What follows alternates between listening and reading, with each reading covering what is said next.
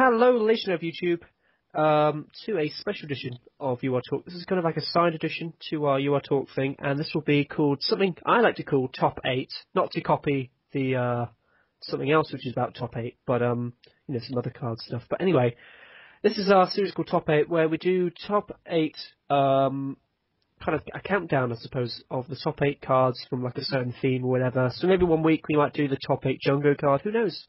It's all up to you guys. If you guys would post possibly your top 8 favourite things or something, maybe do a fun one, like, the top 8 most annoying cards, for example, and we'll see how that goes. Do you think top 8 annoying cards would be quite good, or I'm just kind of throwing that out?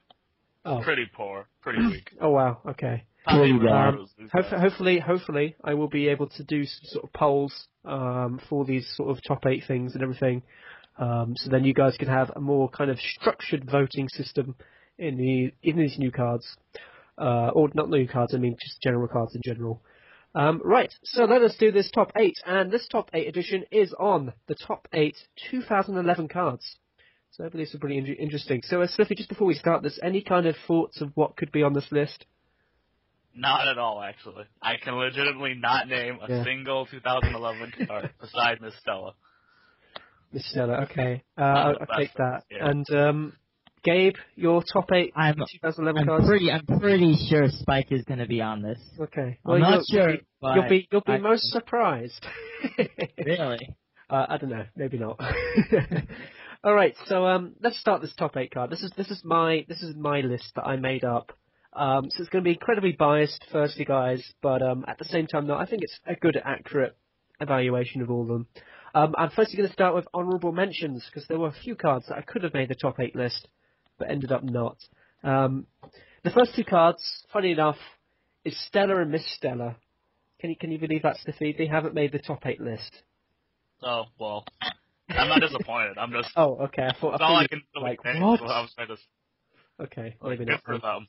Good for them. Another card that didn't make the top 10, Artist, funny enough. Artist from the Nightmare. I think. What do you think about that, guys? Do you bother too much by that? He's an average card. It's not like he was great. It was good for Nightmare, but overall he's not that great. I think it's good. He's a good DR, but I think it's a fine card. Don't get me wrong. It's a fine card. Yeah. Another card that didn't make the list was Aurea. I don't know these cards off the top of my head, so you have to tell me what this is. Aurea from the Uluwatu, 5 stars, 7/6 mobility. You did a review, Slippy. You did the review. Sorry, I'm supposed to memorize every card by name with your English pronunciation? Nice. Oh, I'm sorry. Yes. Yes. Not the T on the box, yeah. And finally on the honourable mention list, Exodus. Yeah. Oh, I'm assuming that's Vortex, just cause. Yes, there was a Vortex card. That was the new card that we didn't review, actually, funny enough. So, Boom. Just to give you a quick stats-wise, it was, I think, 7/6 with the ability of Courage SOA. Is that right? Yes. Courage SOA. Cool. Yeah. I'm on the ball today. All right, are you guys ready for this top 8 list? Yeah, I was hoping for a bit more excitement there, but obviously not.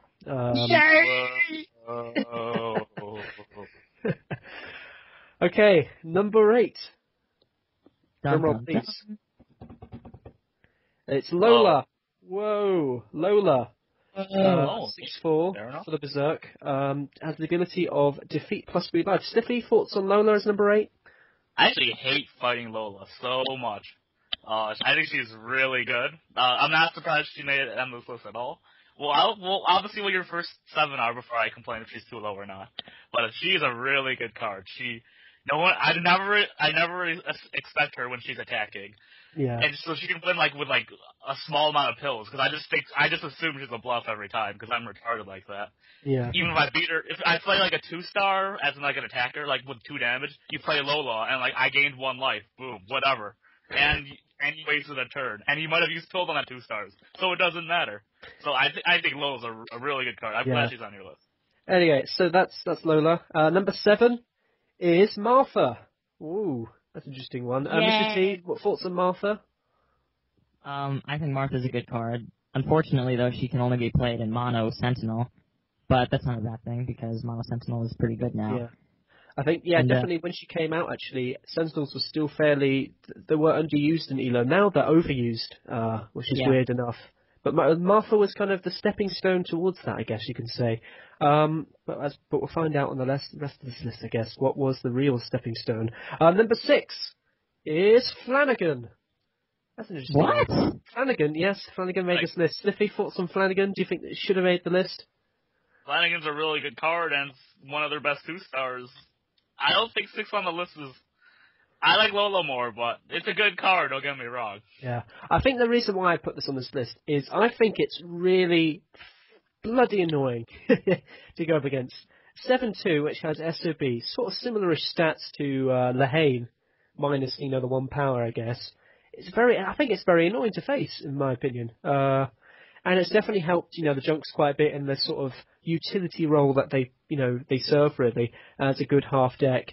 Having, maybe like, Gibson, Flanagan, as well as Cubic. You've really got there, 1 SOA card and 2 SOB cards. So that's why I chose Flanagan on this list. Fair so point. I think it's a fair point. Number 5. Can we have a drum roll, please, as we get into the top 5. Top 5 is, number 5 is Menely. Melanie. Is the mic on? Melanie? Melanie, yes. Glenn? Oh, God. Jesus, really, you don't know who... Oh, forget it. I don't know if the cards off the top of my head. 8-2. I know who you're talking about. 8-2 protection power from Berserk. Oh. Okay, fair enough. Was that so hard? Mr. T, thoughts on Melanie? As number 5? I think she is also very annoying to face. Because, you can't reduce her unless you got SOA and reduction. And she has 4 damage, and she's only 2 stars. And that's pretty annoying. Alright, so let's go into the top 4 now. Number 4 is Jackson. Yay! Jackson? Yeah, buddy. Finally a good card in your list. I'm glad. I think definitely Jackson has been a really good release, actually, for the Sentinels, and actually has made a huge surge for the Sentinels in ELO nowadays, which is why this has made it on the list. I'm very happy about this card actually being number 4. So let's see, though, what the top 3 is now. Number 3, Diana. Yeah, buddy. I'm glad. Mr. T, Diana, thoughts on Diana? Diana is really good. She's got 7 life gap. And she's only 4 stars. She's got solid 8 power. And she's also got DR in case you lose. So that's very, very nice. Okay. Yeah. Did you hear me for that? I did sort of. It's kind of quiet. I'm not going to lie. It's a bit quiet, but... Yeah, I kind of just realized that I wasn't really speaking into the mic. You could have just turned yourself around. No. Anyway, number 2. Now, this is where it gets interesting. Now, number 2 on my list is Elvis. Ooh, called it. Can you believe that's the feat? Elvis, 8-4, with the ability of SOA. Do you think that's a good number 2, or do you think overrated in terms of my list? It's a little high, but it's definitely in the top 5, I feel. Like, that 8 solid power is really nice. It's a really essential card for their 4 stars, if it wasn't for your potential number 1. Well, I'll give you the number 1, because I think in order to talk about Elvis as to why it's number 2, you need to kind of talk about number 1. And number 1, I think, is probably a bit predictable, in fairness. Yes, it's Otto. No, I'm joking. Yeah, Otto, you made it, buddy. I'm joking, it's Spike. Spike, number 1. Seven. Oh, yeah, what about Cortez? That's a very good question. I don't really know. Not even an honorable mention? I think he could have... In fairness, I was thinking about it, but then I remember Sliffy being really harsh against Cortez in the review. But anyway, so yeah, there was Spike that came out. Spike 7-5 with the ability of -4 opponent's power, minimum 4. I think it's fair to say Spike is pretty OP. Within 2 weeks of it being released, he was ELO banned, so that's pretty good. And actually, funny enough, he's been actually unbanned these past couple of weeks, so he's been causing absolute havoc in the ELO world. So, yeah, I think that's why Spike's number 1. But just going back to Elvis, why isn't Elvis number 2? I think without Elvis, Spike, I don't think would have enjoyed his dominance as much. Because Elvis has also been a really good card. Just in the first round, being able to bash away against any other, harsh abilities that could affect Spike, or kind of as a kind of little bodyguard against Spike in order for Spike to do very well. So that's why Elvis is number 2. So, did you guys enjoy that list? Do you think it was a fair list? I thought it was a fine list. I would have based some of your positioning, but it was a pretty good list, I feel. Okay, hopefully next time we meet we'll have a much better, stronger list. And hopefully, Maybe guys, if you guys enjoyed this sort of series, hopefully we'll do it more.